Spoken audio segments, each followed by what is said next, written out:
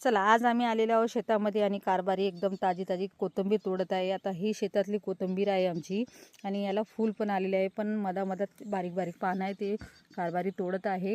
ही आमची शेती आहे. आता याच्यामध्ये गहू पेरलेला आहे. इथे बैलासाठी खायासाठी जो टाकतात, इथे बैलासाठी मक्का पेरलेला आहे. इथे घरगुती खायासाठी हळद टाकलेली आहे सासूबाईनं, जे आमची घरगुतीच हळद असते, पण खूप कमी आहे, पण आमची घरचीच हळद असते.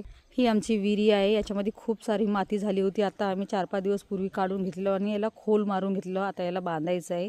इथे आम्ही खायापुरता ज्वारी पण पेरले गेलेले आहे आणि इथे समोरच माझा घर दिसतो. आम्ही शेतामध्येच राहतो. इथे बारीक बारीक मेथी टाकलेली आहे. शेतकरी माणसाचा हा फायदा असतो की घरगुती भेटतो आणि सगळं ताजं ताजं भेटतो. हा आमचा खूप जुना निंबूचा झाड आहे आणि याला निंबू खूप जास्त लागतात. आता हा गहू आलेला आहे, आता हुरड्यावर आलेला आहे. आज संध्याकाळी आम्ही याचा हुरडा बनवून खाणार आहोत. तुम्हाला सगळीकडून गहूच गहू दिसेल. सगळीकडे पेरलेला आहे गहू. इथे आमचं बोराचं झाड आहे आणि खाली बोरं पडलेले आहे खूप सारे.